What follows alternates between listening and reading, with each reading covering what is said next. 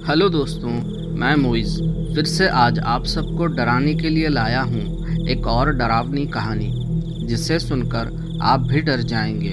और इस कहानी को खुद भी सुनिए और अपने दोस्तों के साथ भी शेयर कीजिए। चलिए तो बढ़ते हैं हमारी आज की उस कहानी की ओर, जो कि मुझे मेरे ही एक जानने वाले ने बताई थी। चलिए तो सुनते हैं हमारी आज की कहानी। हेलो दोस्तों, मेरा नाम विनय है और मैं आंध्र प्रदेश के एक गांव मिरियालगुड़े का रहने वाला हूं। ये सब मेरे और मेरे एक दोस्त आशीष के साथ हुआ था, जो याद आते ही हम आज भी डर जाते हैं। तो हुआ कुछ ऐसा था, हर रोज़ की ही तरह एक रात मैं, आशीष और हमारे दूसरे और 3 दोस्त, हम सब आशीष के घर के बाहर बैठकर इधर उधर की बातें कर रहे थे। तभी आशीष ने कहा, चलो ना यार, कहीं घूम कर आते हैं। तब रात के करीब 8 बज रहे थे। तो मैंने आशीष से कहा, अब इस वक्त कहाँ जाएंगे। तभी एक एक करके उन 3 दोस्तों में से 2 दोस्त कुछ ना कुछ काम का बहाना बनाकर वहाँ से चले गए। तो मैं, आशीष और बचा एक दोस्त जिसका नाम वसीम था, हम तीनों मेरी बाइक पर ऐसे ही घूमने के लिए निकल गए। और करीब 1 घंटा ऐसे ही इधर उधर घूमने के बाद आशीष ने फिर से कहा, यार बहुत भूख लग रही है, चलो ना किसी होटल में खाना खाते हैं। तो वसीम ने कहा, चलो ना यार, गांव के बाहर वाले ढाबे को चलते हैं, ढाबे का खाना खाकर काफ़ी दिन हो गए। तो मैं और आशीष, हम दोनों ने एक दूसरे को देखा और हमने भी हाँ कर दिया। वैसे मैं बता दूं, जिस ढाबे को हम जा रहे थे वो ढाबा हमारे गांव से करीब 15 किलोमीटर की दूरी पर था। और अक्सर हम लोग उस ढाबे को महीने में 1-2 बार जाया करते थे, मगर सिर्फ दिन के वक्त, रात को नहीं, क्योंकि हमारे गांव से उस ढाबे का रास्ता एकदम सुनसान सा अंधेरा जंगल है और उस रास्ते में कहीं पर भी कोई घर नहीं और ना ही कहीं कोई लाइट। और उस रास्ते के बारे में हमारे गांव में काफ़ी सारी भूतिया कहानियाँ मशहूर है। जैसे कोई कहता है उस रास्ते पर रात के 12 बजे के बाद एक औरत सफ़ेद साड़ी में दिखाई देती है, और कोई कहता है उस रास्ते पर रात के वक्त बहुत सारे एक्सीडेंट होते हैं, इसलिए उस रास्ते पर रात के वक्त कोई नहीं जाता। और उस रास्ते के बीच में एक टनल है जो कि करीब 3 किलोमीटर तक लंबा है। और उस टनल के बारे में भी हमने बहुत सारी डरावनी बातें सुनी। जैसे उस टनल में 1 किलोमीटर अंदर जाने के बाद किसी के पीछे से भागते हुए आते कदमों की आवाज़ आती है। फिर जैसे ही वहाँ जाने के लिए मैंने अपनी बाइक स्टार्ट की, तभी वसीम को उसके घर से कॉल आया, तो उसे किसी ज़रूरी काम से घर जाना पड़ा। तो मैं और आशीष, हम दोनों ही उस ढाबे के लिए निकल गए। तो जाते जाते मैंने आशीष से कहा, हम 12 बजे से पहले वापस आ जाएंगे। तो आशीष ने सिर हिलाते हुए हाँ कहा।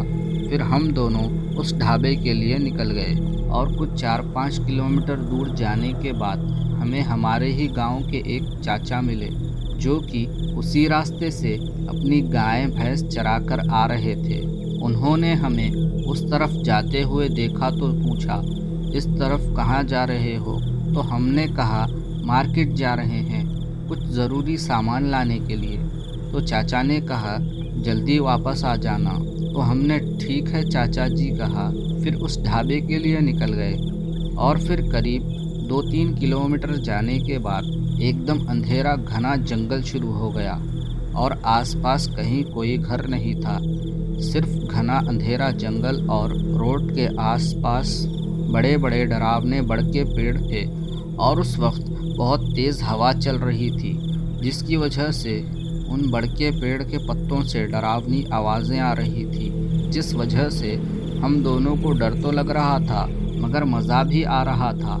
और हमें उस रास्ते से जाते हुए ऐसा लग रहा था जैसे हम इस रास्ते से आज पहली बार जा रहे हैं। हालांकि हम इस रास्ते पर पहले भी बहुत बार आ चुके थे, मगर सिर्फ दिन के वक्त, रात को नहीं। तो तो हम ऐसे ही बातें करते हुए जा रहे थे, तभी हमने उस टनल से थोड़ा पहले एक छोटी सी चाय की दुकान दिखी तो हम दोनों वहाँ रुककर सिगरेट पी रहे थे। तभी उस दुकान वाले ने हमसे पूछा, इस वक्त इस रास्ते से कहाँ जा रहे हो? तो हमने उस दुकान वाले को भी मार्केट कहा, तो उसने कहा मार्केट और इस वक्त? तो हमने हाँ कहा और उसने अपनी दुकान बंद करते हुए कहा, संभल कर जाना और संभल कर आना, ये रास्ता अच्छा नहीं है। तो हमने ठीक है कहा और उसकी बात को ज़्यादा सीरियस नहीं लिया और वहाँ से निकल गए और करीब 10 मिनट बाद ही उस टनल कन पहुँच गए। तब हमने रुककर आसपास देखा, हमारे आसपास सिर्फ अंधेरा घना जंगल ही था। तब हमें हमारे गांव वालों की बातें याद आ रही थी और उस अंधेरे टनल को देखकर हमारी हिम्मत नहीं हो रही थी अंदर जाने की। फिर हमने पीछे मुड़कर देखा तो पीछे भी एकदम घना अंधेरा था। तो हम दोनों भूत वूत कुछ नहीं होता ऐसा कहकर उस टनल के अंदर चले गए और तेज़ी से बाइक चलाते हुए जा रहे थे। तभी 1 किलोमीटर के बाद आशीष ने कहा, सब कहानियाँ हैं, किसी के कदमों की आवाज़ नहीं आई। फिर हम करीब 9:45 को उस ढाबे कन पहुँच गए और थोड़ा एंजॉय किया और खाना खाकर करीब 11 बजे वहाँ से हमारे गांव के लिए निकल गए और हम उस ढाबे से कुछ ही दूर पहुँचे थे। तभी हमारी बाइक का पिछला टायर पंचर हो गया। तो फिर से हम उस ढाबे कन वापस गए जिसके पास ही एक पंचर वाला था, जिसने करीब आधे घंटे में हमारी बाइक का पंचर बना दिया और हम फिर से वहाँ से हमारे गांव के लिए निकल गए। फिर करीब 15 मिनट बाद ही हम फिर से उस टनल कन पहुँच गए। तब हम दोनों को डर तो लग रहा था, मगर हमारे गांव के लिए कोई और रास्ता भी नहीं था। हम हिम्मत करके उस टनल के अंदर घुस गए और कुछ ही दूर जाने के बाद हमें अजीब अजीब सी आवाज़ें आनी शुरू हो गई, जैसे कि कोई सिसक सिसक के रो रहा हो। और तभी हमें किसी के हमारे तरफ भागकर आते हुए कदमों की आवाज़ें आने लगी। तभी हम दोनों ने बाइक को स्लो करके डरते हुए पीछे पलटकर देखा तो हमारे पीछे एकदम काले अंधेरे के अलावा कोई नहीं था, मगर वो आवाज़ अभी भी आ रही थी। तो हम बाइक को और तेज़ी से चलाकर जाने लगे, मगर वो टनल का रास्ता भी कुछ अच्छा नहीं था और ना ही कहीं कोई लाइट थी।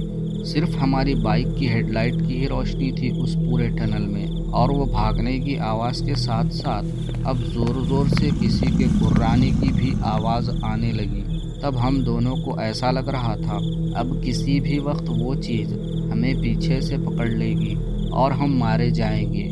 और तभी वो टनल ख़त्म हो गया और हम उस टनल से बाहर निकल गए। और कुछ ही दूर जाने के बाद मेरे मना करने के बाद भी आशीष ने पीछे मुड़कर देखा तो आशीष ने बताया वो जो भी था उस टनल के बाहर नहीं आया, अंदर से ही चुपचाप ठहर कर हमें जाते हुए देख रहा था। उसका चेहरा बहुत भयानक था, जैसे किसी ट्रक के नीचे कुचला गया हो। ये देखकर आशीष बहुत डर गया और हड़बड़ाहट की वजह से हमारी बाइक का बैलेंस बिगड़ गया और हम दोनों वहीं गिर गए, जिस वजह से हम दोनों को बहुत चोटें लगी। फिर भी हम अपनी बाइक चलाकर अपने गांव पहुंच गए। तब तक गांव के कुछ लोग हमें ढूंढने के लिए निकल रहे थे। तभी हमें आता देख सब रुक गए। फिर हमने सबको सारी बात बताई तो हम दोनों को हमारे घर वालों ने बहुत डांटा और करीब 1 हफ्ते तक हम दोनों को बहुत बुखार रहा। फिर कुछ ही दिन बाद हम ठीक हो गए। मैं और आशीष हम आज भी जब ये सब याद करते हैं तो सोचते हैं अगर हम उस टनल के बाहर के बिना अगर अंदर गिर जाते तो हमारा क्या होता।